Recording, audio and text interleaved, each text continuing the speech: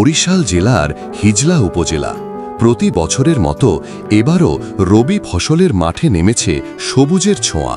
তবে এবছর ঘটতে যাচ্ছে এক নতুন পরিবর্তন, এক নতুন সম্ভাবনার সূচনা।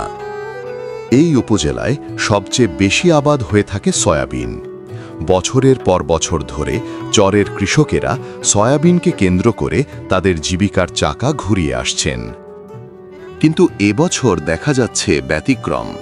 প্রথমবারের মতো হিজলার বিভিন্ন চরে নতুন করে প্রায় ২০০ হেক্টর জমিতে তরমুজের আবাদ হতে যাচ্ছে, যার বেশিরভাগ জমি এতদিন ছিল সয়াবিন চাষের আওতায়।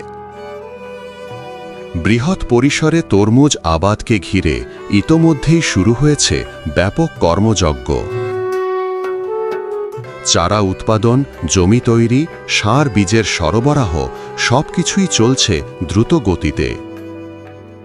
মাঠ পর্যায়ের এ বৃহৎ উদ্যোগকে সফল করতে শুরু থেকেই নিয়মিত পর্যবেক্ষণ, পরামর্শ ও সার্বিক সহায়তা দিয়ে চলেছে হিজলা উপজেলা কৃষি অফিস।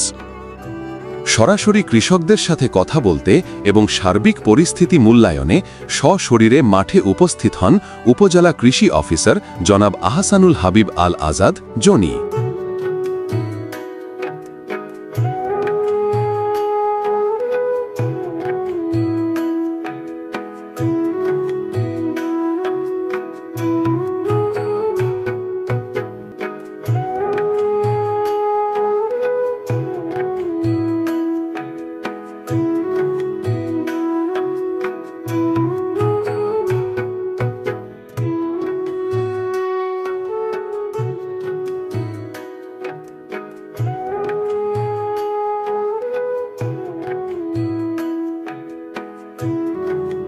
তরমুজ আবাদকে এগিয়ে নিতে কৃষকদের উৎসাহিত করা এবং প্রযুক্তিগত সহায়তা প্রদান নিয়ে তিনি বলেন, যাবতীয় যা সহযোগিতা প্রয়োজন আপনাদের জন্য সর্বোচ্চ দিতে প্রস্তুত। যে কোনো ধরনের সমস্যার কথা বলেন, আপনাদের টেকনিক্যাল যদি কোনো সমস্যা থাকে সেটারও সমাধান হবে।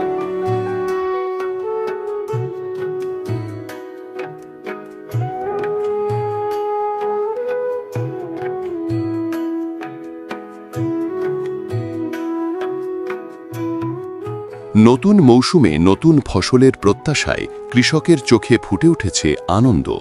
তরমুজ আবাদ শুধুমাত্র ফসল নয়, চরের কৃষকদের জন্য এটি একটি নতুন অর্থনৈতিক সম্ভাবনা। হিজলার বিস্তীর্ণ চরাঞ্চলে তরমুজ আবাদ একটি নতুন ইতিহাস লিখতে চলেছে।